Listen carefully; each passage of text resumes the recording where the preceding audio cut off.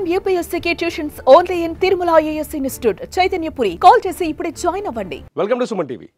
SC ST atrocity చట్టం పైన supreme court కీలకమైన వ్యాఖ్యలు చేసింది.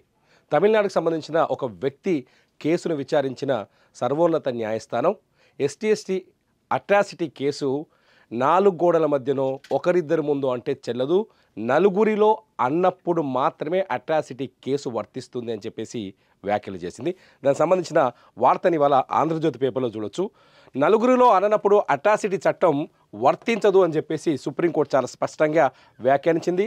కావాలనే అందరెదుట అవమానించే ఉద్దేశంతో దూషిస్తేనే ఆ చట్టం వర్తిస్తుంది. కావాలని అందరెదుట అవమానించేలా దూషిస్తేనే ఆ చట్టం వర్తిస్తుంది. I'm repeating same word. కావాలని అందరెదుట అవమానించేలా దూషిస్తేనే ఆ చట్టం వర్తిస్తుంది అని సర్వోన్నత న్యాయస్థానం చెప్పింది. అంటే తమిళనాడు చెందిన ఒక వ్యక్తి, అంటే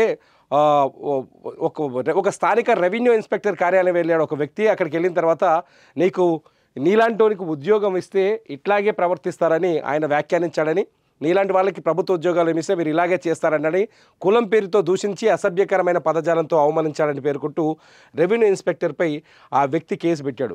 తమిళనాడుకు సంబంధించిన వ్యక్తి SC ST atrocity case revenue inspector పైన పెట్టాడు. సాధారణంగా ఎక్కువసార్లు మనం చూస్తూ ఉంటాం, ఎక్కువసార్లు ఎస్సీ ఎస్టీ అట్రాసిటీ కేసులు ఉన్నతాధికారి లేకపోతే ఏదైనా అధికారి ఉన్నప్పుడు, లేకపోతే రాజకీయ నాయకులు వాళ్ళని కులం పేరుతో దూషించారని, లేకపోతే అవమానించారని, బూతులు తిట్టారని, ఇలా క్యాస్ట్ పేరుతో తక్కువ చేసి మాట్లాడారని చెప్పేసి ఈ కేసుని నమోదు చేస్తూ ఉంటారు.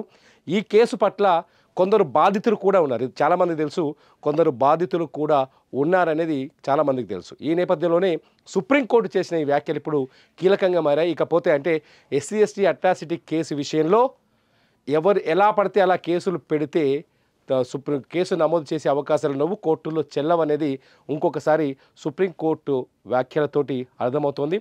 ఎస్టీ ఎస్టీ అట్రాసిటీ కేసు వర్తించాలి అంటే సెక్షన్ 3(1) ఆర్ 3(1)(r) ప్రకారం, సెక్షన్ 3(1)(s) ప్రకారం ఎస్సీ ఎస్టీ వర్గాలకు చెందిన వ్యక్తులను అవమానించడమే లక్ష్యంగా అందరి ముందు కావాలని దూషిస్తేనే దాన్ని బహిరంగంగా జరిగిన ఘటనగా భావించాలని, 4 గోడల మధ్య లేకపోతే ఒక కార్యాలయంలో జరిగిన ఘటనను ఈ సెక్షన్ల కింద నేరంగా పరిగణించలేమని జస్టిస్ బిఆర్ గవాయ్, జస్టిస్ అగస్టిన్ మహిష్తో కూడిన ధర్మాసనం స్పష్టం చేసింది. గుర్తుపెట్టుకోండి, అంటే 4 గోడల మధ్యనో లేకపోతే ఏనో అన్నోన్ ప్లేస్లోనో నన్ను తిట్టాడు, నన్ను అవమానించాడు, కులం పేరుతో దూషించాడు అంటే దాన్ని ఎస్సీ ఎస్టీ అట్రాసిటీ కేసు కింద పరిగణించలేమని చెప్తుంది. చాలా స్పష్టంగా మనం ఒకటి అర్థం చేసుకోవచ్చు. నీకు నాకు మధ్య గొడవ జరిగినప్పుడు నువ్వు నన్ను తిట్టొచ్చు, నేను నిన్ను తిట్టొచ్చు. అక్కడ కులం క్యాస్ట్ అనేది వస్తుందా రాదా అని మనం చెప్పలేం. అంటే కులం పేరుతో తిట్టాడని, లేకపోతే నువ్వు నన్ను కులం పేరుతో తిట్టచ్చు, నేను నిన్ను కులం పేరుతో తిట్టవచ్చు, ఇద్దరమే ఉన్నప్పుడు. కానీ అది అవమానం కిందికి రాదు అంటుంది సుప్రీంకోర్టు చాలా స్పష్టంగా.